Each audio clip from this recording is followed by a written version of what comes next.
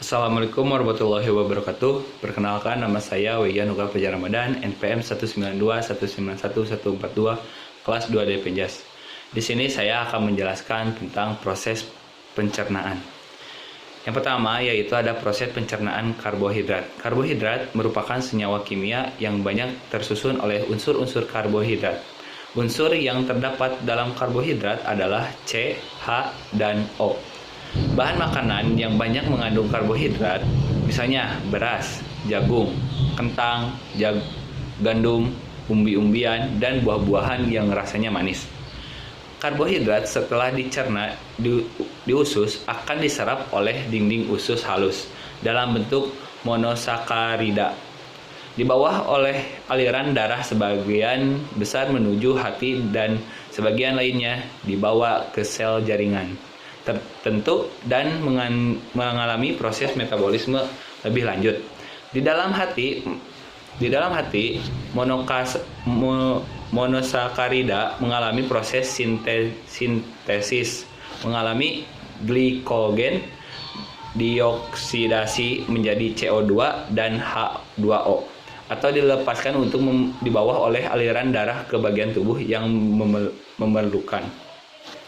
Hati dapat mengatur kadar glukosa dalam darah atas bantuan hormon insulin yang dikeluarkan oleh kelenjar pankreas.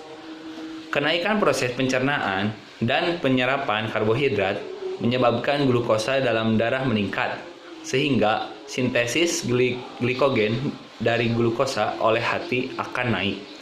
Sebaliknya, jika banyak kegiatan maka banyak energi yang digunakan untuk kontraksi otot, sehingga kadar glukosa dalam darah menurun. Yang kedua yaitu ada proses pencernaan protein. Protein merupakan senyawa kimia yang mengandung unsur C, H, O, dan N, yaitu kadang juga mengandung unsur P dan S. Bahan makanan yang mengandung banyak protein antara lain protein hewani, misalnya daging, ikan, telur, susu, dan keju. Dan protein nabati, misalnya kacang-kacangan, tahu, tempe, dan gandum. Di dalam tubuh, protein diubah menjadi asam amino oleh beberapa reaksi hidrolisis serta enzim-enzim yang bersangkutan.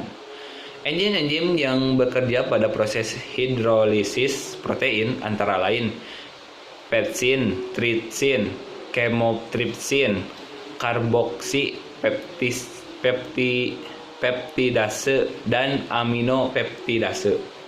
Protein tidak dapat disimpan di dalam tubuh, sehingga kelebihan protein akan segera dibuang atau diubah menjadi zat lain. Zat sisa hasil penguraian protein yang mengandung nitrogen akan dibuang bersama air seni, dan zat sisa yang tidak mengandung nitrogen akan diubah menjadi karbohidrat dan lemak. Oksigen 1 gram protein dapat menghasilkan energi 4 kalori.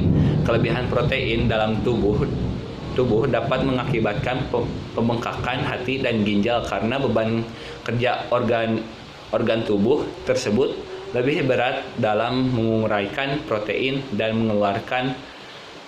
mengeluarkannya melalui air seni. Yang selanjutnya, yang ketiga adalah proses pencernaan lemak. Lemak merupakan senyawa kimia yang mengandung unsur C, H, dan O. Peran lemak adalah menyediakan energi, melarutkan vitamin A, D, E, K, dan menyediakan asam lemak esensial bagi tubuh manusia.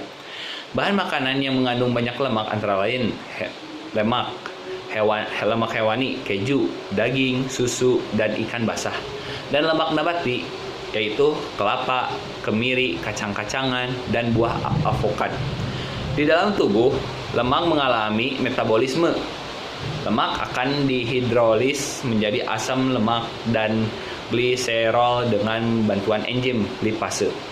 Proses ini berlangsung dalam saluran pencernaan. Sebelum diserap usus, asam lemak akan bereaksi dengan garam empedu membentuk senyawa seperti sabun. Selanjutnya, senyawa tersebut akan diresap zat usus dan akan terurai menjadi asam lemak dan garam empedu.